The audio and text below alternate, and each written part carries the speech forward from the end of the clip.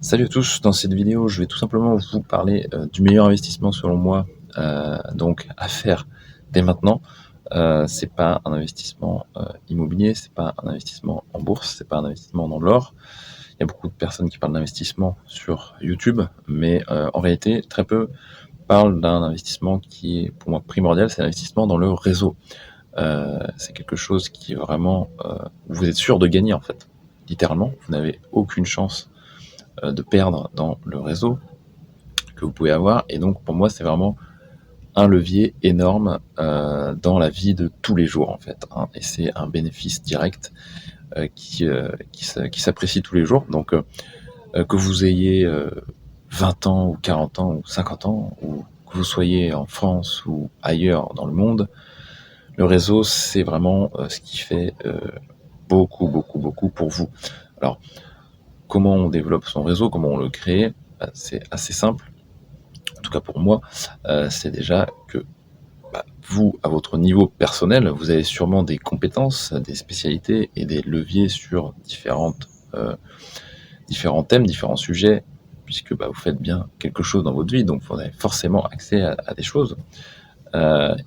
Ces caractéristiques qui sont les vôtres, bien se mettre en fait en relation avec d'autres personnes qui vont, elles, avoir leur spécialité, leurs compétences, leurs leviers, et naturellement, en échange un peu de bons procédés, si vous faites bénéficier aux autres vos services d'une certaine façon, vous avez souvent l'appareil. Mais ce que je veux dire, c'est que dans quel sens je parle du réseau, mais il y a plusieurs approches. En fait, pour moi, il y a deux approches. Il y a en fait l'approche où voilà, il y a des gens qui veulent faire partie d'un réseau on va dire un petit peu, je dirais, en mode gratteur, c'est-à-dire que ils vont avoir l'esprit, on va dire, voilà, ils savent qu'il y a des leviers à utiliser, et donc sur lesquels ils peuvent compter via d'autres personnes, et donc ils vont être un petit peu en mode gratteur, dire putain, ces personnes-là peuvent faire ça, etc. Donc il faut que je sois ami avec elles. Et ça, c'est un petit peu dommage de fonctionner comme ça, puisque il faut vraiment que vous ayez les mêmes structures on va dire, le même système de valeurs. Alors quand je parle de réseau, moi, globalement, je parle d'un réseau d'amis. Donc moi, pour donner un exemple, comment ça se traduit? Si je prends, moi j'ai du réseau dans différents domaines, et qu'est-ce que j'appelle le réseau? C'est-à-dire ce sont mes amis. Et donc j'ai des amis qui sont pas des amis qui datent de 2 mois, c'est des relations qui se sont appréciées sur du long terme, et certains amis, je sais qu'a priori on va être amis toute la vie, parce qu'on partage en fait les mêmes valeurs, la même vision de la vie en général. Et donc on est tous différents, on peut tous avoir effectivement des points, on va dire, de différence sur quelques sujets, etc. Mais il y a une colonne vertébrale. Si on a en fait une même approche et donc des points communs forts sur, je sais pas, la vision de la vie, voilà, les systèmes de valeurs et tout, naturellement on va s'entendre avec ces personnes, on va devenir amis, et puis en fait ça va se faire naturellement. Il n'y a pas besoin de calculer de façon mathématique et dire voilà, lui ok pour ça, lui pour ça, nanana, et puis il faut que je devienne ami avec lui, sinon je suis un peu je vais rater ça, etc. Je vais pas avoir accès à ça, etc. Bon, en fait il faut que ça se fasse naturellement, quoi.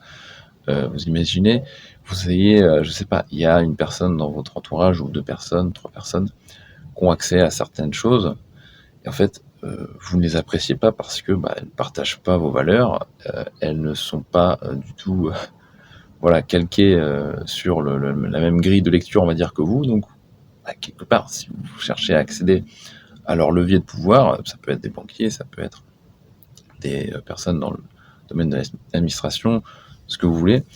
Si vous n'êtes pas en accord avec ces personnes sur leur grille de lecture, leur système de valeurs, ça va être tout simplement désagréable pour vous et pour la personne, que vous soyez en relation pour justement,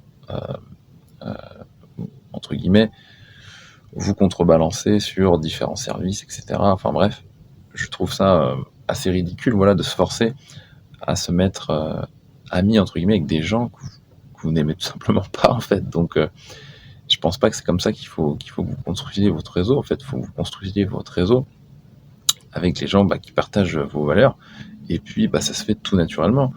Moi, par exemple, comment je peux vous traduire, un exemple? Si aujourd'hui j'ai un problème de santé grave,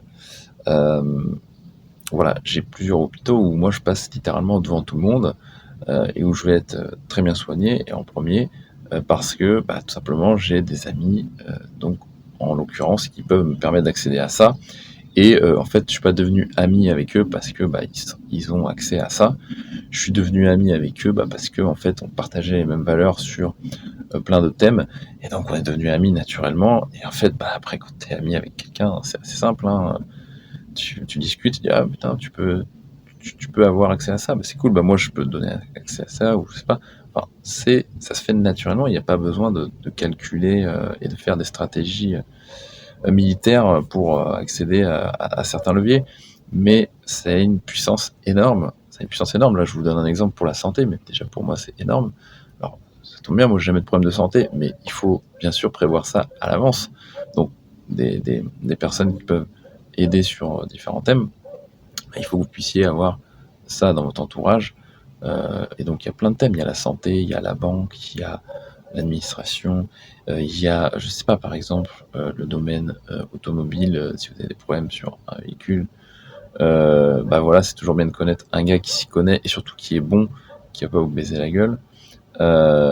Et bref, on peut continuer longtemps comme ça. Il y a la logistique, il y a également, par exemple, des expériences qui peuvent être des expériences originales, particulières de personnes sur lesquelles on peut avoir accès à des choses, on va dire, premium, voire au-dessus, sans forcément être traité comme tout le monde, comme un client normal. Et ça, c'est aussi une chose qui peut être super intéressante. Donc bref, sur tous les thèmes, quand on a un réseau qui se développe et qui nous donne accès à des leviers partout, c'est énorme, ça change littéralement la vie. Et en général, pourquoi moi je vois directement avec les personnes qui me contactent, qui me décrivent un peu leur vie, en général ils ont une vie qui leur plaît pas. Et en fait, c'est pas spécialement lié, je sais pas, à la météo parfois ou à l'endroit où ils vivent, c'est juste parce qu'ils sont entourés de gens qui sont complètement pas du tout dans cette optique-là, c'est-à-dire de progresser en groupe, etc., mais qui sont individualistes à la mort. Je vois par exemple, moi par exemple, pour construire du réseau, alors j'ai du réseau en France, mais je vois que, par exemple, en France, il y a un problème majeur, c'est que les gens sont très individualistes, et par ailleurs, en plus d'être individualistes, ils le sont. Pourquoi ils sont individualistes en France? Parce qu'en fait, le français, peu importe son niveau social et économique, il a une confiance assez importante, voire ultra importante à l'État. Donc pour lui, il se dit, de toute façon, moi, j'ai pas besoin de mon voisin ou de mon ami pour ceci ou cela, puisque il y a déjà l'État qui assure. Et donc moi, c'est le réseau, c'est l'État. Pour moi, mon réseau, c'est l'État. C'est comme ça que les gens pensent. En fait, alors ils vont pas dire ça comme ça, le réseau, pour moi, c'est l'État. Mais en réalité, c'est comme ça que les gens pensent. En France, dire, de toute façon, j'ai pas besoin des gens. Moi, j'ai rien à me reprocher. Moi, je paye mes impôts, nanana. Si j'ai besoin d'un truc, de toute façon, il y a l'État. Donc, je m'isole et ça marche exactement comme ça. Et l'État l'a compris depuis longtemps. Donc en France, les gens sont complètement individualistes et se disent de toute façon, ça ne sert à rien d'avoir un réseau puisque il y a déjà l'État. Sauf que on se rend compte quand même qu'en France, les communautés qui sont en minorité ont justement un fonctionnement par réseau, et c'est bien pour ça qu'elles vivent en France de façon bien plus heureuse que le pauvre français, le pauvre con, qui est tout le temps tout seul en fin de compte, et qui a soi-disant des amis qui qui va côtoyer de temps en temps, finalement, mais que pour des trucs qui sont jamais sérieux, c'est-à-dire boire un verre, etc. Mais il n'y a jamais rien qui suit derrière. Globalement, en fait, on peut pas compter sur les gens globalement. Et c'est exactement ce qui se passe en France, mais pas seulement en France, hein. Bien sûr, c'est dans plein de pays. En gros, les pays où il y a un gros niveau de consommation, j'allais dire, de matérialisme, et puis les gens font confiance à l'État et à la consommation matérielle. Donc bref, il faut construire votre réseau, il faut l'enclencher, le démarrer, on va dire, que vous ayez 20 ans ou 30 ou 40 ans, et il faut le maintenir actif et le développer. Voilà. Et ça, c'est le meilleur investissement que vous pouvez faire et ça va vous débloquer plein de solutions dans la vie. Et ça, c'est un vrai investissement. C'est pas une formation à la con sur YouTube ou je sais pas où vous prenez. Voilà.